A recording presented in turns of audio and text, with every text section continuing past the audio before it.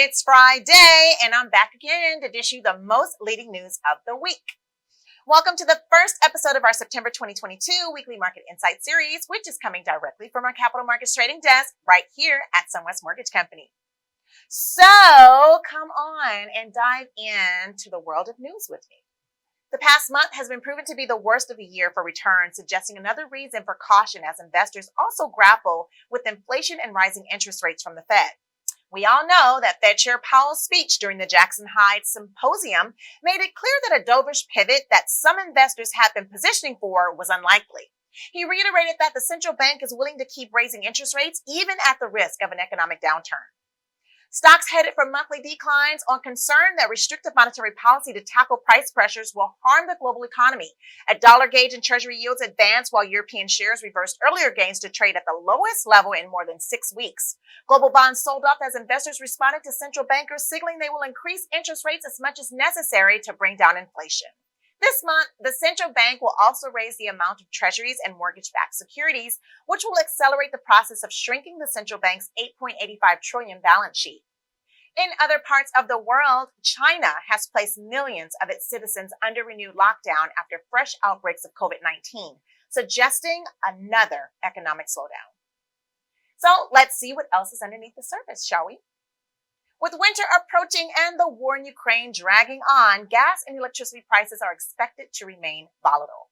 Oil prices are also struggling amid concern that OPEC will release a small surplus of just 0.4 million barrels per day in 2022, much less than the forecast earlier due to underproduction of oil in its member countries.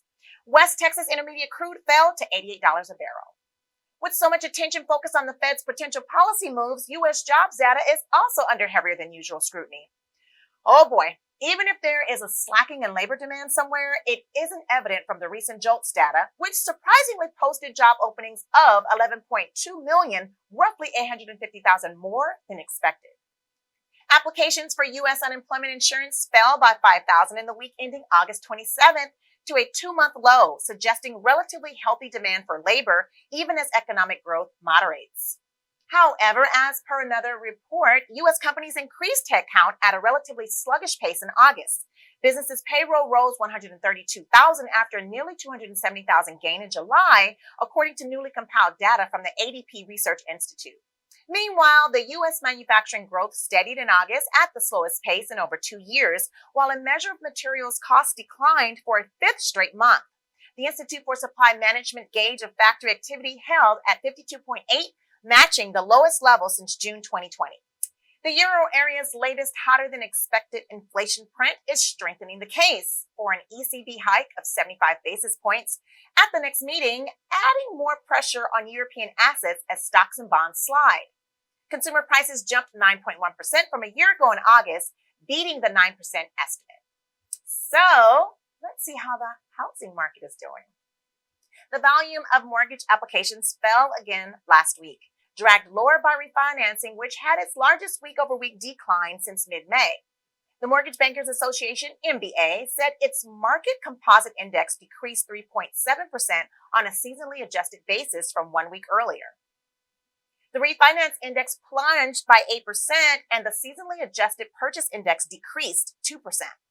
The pending sales only declined a modest 1% in July, a major improvement from June's 8.9% drop and well above the median forecast of 4%. It's not unfair to surmise that home buying demand is waiting in the wings, ready to improve if affordability, via rates and/or home prices, does the same. Let's wrap it up, shall we? The FOMC decision is due in 3 weeks, and Jerome Powell has set the hawkish stage with his speech at Jackson Hole. With this, the market continues to price in a 75 basis point rate hike at the Fed's September 2021 meeting. However, the August inflation data due September 13th could spur a major rethink among investors about the monetary policy outlook. Other strong economic data, such as the rise in consumer confidence, can also weigh the decision. We all know that the path to normalcy is slow and could vary depending on the economic backdrop. However, for the Fed, the major deliberation is whether the current path of 2% inflation is quick enough to achieve.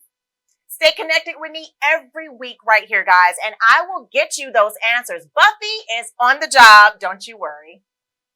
So if you like this video, hit that like button and tap the notification bell to be alerted each time we upload another exciting video.